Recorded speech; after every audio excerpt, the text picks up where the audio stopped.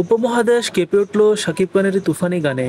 সবাই যেন অবাক বিস্মিত, কেউ কেউ তো তাকে বলিউডের নায়ক ভেবে বসছেন।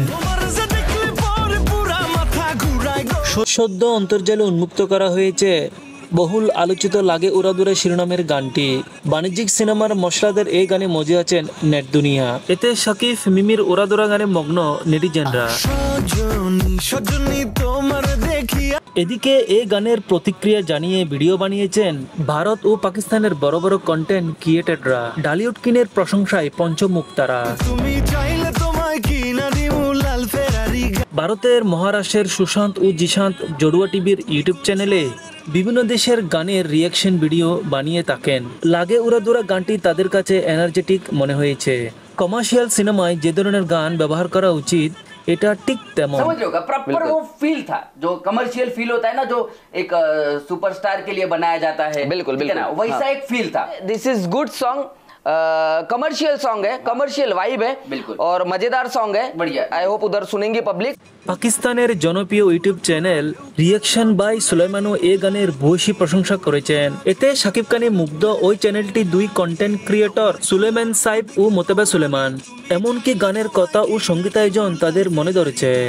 शकीब खान का मैंने फर्स्ट टाइम इतना ज्यादा डांस देखा है, बल्कि इनके हाँ, और शकीब खान क्या हैंडसम लग रहे हैं और एक्सप्रेशंस, फिर उसके अलावा एंड पे वो सिंगर खुद भी आ जाते हैं, सेट बहुत अच्छा।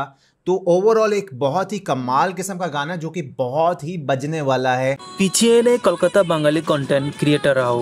কবর মন্ডল নামের একজন জানিয়েছেন এই গানটির সব দিক থেকেই ঠিকঠাক, খুদ ধরার সুযোগ নেই।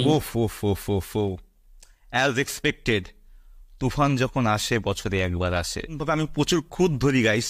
দিস ওয়ান আমাকে কোনো পোস্ট আমাকে দেয়নি, কোনো সুযোগই দেয়নি যে আমি এখানে প্রশ্ন ধরবো যে জায়গাটা হয়তো বেটার হলে ভালো হতো। লাগে উড়াদুরা গানের পুরা সংটির ছিল সুর রাজ্জাক দেওয়ানের ঘুম ভাঙাইয়া গেল রে মরার কুকিলের অংশ থেকে নেয়া। ওই অংশটুকু লেখা শরীফুদ্দিনের, আর গানের বাকি অংশ লিখেছেন রাসেল মাহমুদ। সুর ও সঙ্গীত প্রীতম হাসানের। এতে যৌথভাবে কণ্ঠ দিয়েছেন প্রীতম হাসান ও দেবশ্রী অন্তরা। বড় বাজেটের নির্মিত তুফানের সাকিবের নায়িকা দুজন, মাসুবা রহমান নাবিলা ও মিমু চক্রবর্তী। এছাড়াও আছে চঞ্চল চৌধুরী ও মিশা সওদাগরের মতো দাপড়ে অভিনেতারা।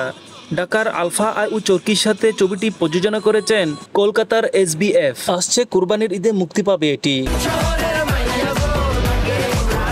তুমি কোন শহরের মাইয়া গো?